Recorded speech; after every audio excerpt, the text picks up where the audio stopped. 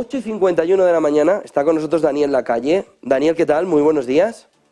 Hola, muy buenos días, ¿cómo estáis? Bueno, intentando ver la fotografía, ¿cómo ves el movimiento techo de deuda? Hoy parece McCarthy y Biden tienen esa reunión en la que debería ampliarse el techo de deuda. Vamos a ver con qué condiciones de los republicanos y a partir de ahí entendemos que si se llega a un acuerdo se quita uno de los nubarrones importantes en la fotografía económica, ¿no, Daniel?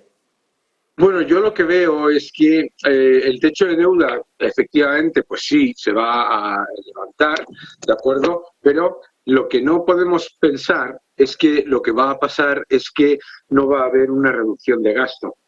Y por lo tanto, mucha gente lo que está esperando que es que por parte de la administración Biden pues no haya ningún cambio en su política económica, no puede pasar. Es decir, yo creo que tenemos que tener claro que, como ha pasado siempre, yo creo que lo habéis dicho muchísimas veces en este programa, el techo de deuda se va a levantar, ¿de acuerdo?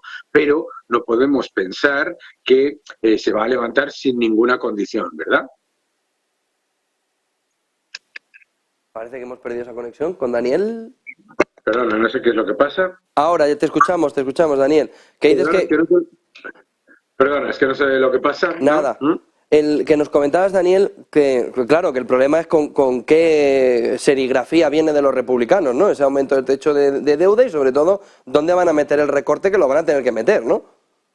Bueno, si nosotros vemos el presupuesto, como decía antes, yo creo que es incuestionable que va a haber un recorte de gasto, que ese recorte de gasto va a ser muy importante porque los republicanos están pidiendo prácticamente $1 billón de recorte y es muy importante también entender que tiene que venir del gasto discrecional. Si nosotros miramos el presupuesto de Estados Unidos, hay una parte que es lo que se llama el gasto obligatorio, el mandatory spending, en el que no hay mucha posibilidad de hacer nada, ¿no? Es defensa, Medicare, Medicaid, todo lo que tiene que ver con la seguridad social, etcétera. Sin embargo, en los últimos años se ha aumentado mucho el gasto que se llama discrecional, es decir, todo aquello en lo que el gobierno sí puede recortar y que son programas fundamentalmente pues de aumento de administración, etcétera, ¿de acuerdo? Por lo tanto, pues lo que yo creo que va a ocurrir es que ahí va a tener que haber un fuerte recorte. Eso es un problema para el Partido Demócrata, que ha puesto su énfasis económico en aumentar esos programas. Piensa que el gasto público en Estados Unidos se ha reducido, pero todavía no se ha reducido a los niveles previos a la pandemia.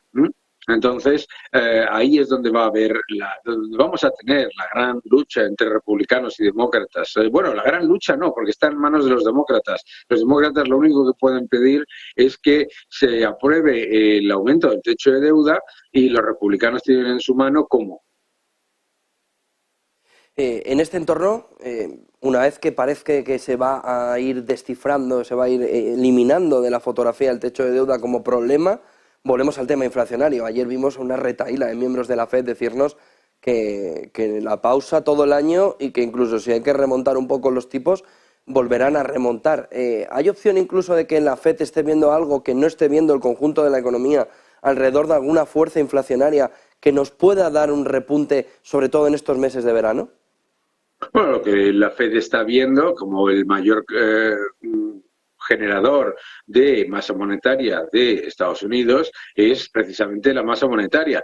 La masa monetaria ha caído en la primera parte del año, pero lo que es la parte que tiene que ver con aumento de masa monetaria por parte del sector crediticio, etcétera, pues esa se mantiene elevada, ¿de acuerdo? Entonces yo creo que lo que la Reserva Federal ve es que lo que tendría que reducirse la cantidad de dinero en el sistema para realmente reducir la inflación a un 2, 2,5%, pues no está ocurriendo. Bajar la inflación del 8 al 5% es relativamente fácil, porque simplemente con el precio del petróleo y los precios del gas, pues se consigue, y eso efectivamente las subidas de tipos han funcionado muy bien para llevar las materias primas a nivel global a los precios previos a la pandemia. Ha sido un efecto total y absolutamente monetario que ha funcionado perfectamente, pero claro, del 5 al 2% hay mucho dolor,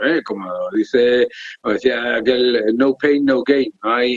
No va a haber una reducción de la inflación sin más impacto en la economía. Entonces, yo creo que lo que la Reserva Federal ve es que la economía no está entrando en recesión, no se está dando esa contracción de crédito que hubiese reducido la inflación como ellos esperaban, y por lo tanto, pues es muy probable que, uno, suban los tipos una vez más, y dos, que los mantengan por lo menos. Y lo mismo, si la inflación subyacente continúa elevada, que hagan lo que tú acabas de comentar, que es mantener, digamos, mantener esas subidas de tipos durante más tiempo, incluso posiblemente hacer una subida última a final de año. Pain no gain es recesión, Daniel. ¿Hay manera de escaparse de la recesión? Bueno, si nosotros pensamos que es una recesión, que es la contracción del Producto Interior Bruto por 2 trimestres, durante 2 trimestres, tenemos que entender que el exceso creado en el año 2020-2021, con la mayor expansión monetaria de la historia reciente y con un aumento masivo del gasto público, solamente se puede frenar con una recesión. Una recesión técnica no tiene por qué ser una crisis, ni muchísimo menos destruir empleo. Como todos los que están viendo este programa saben, en Estados Unidos hubo una recesión técnica el año pasado, ¿verdad? Y no pasó absolutamente nada.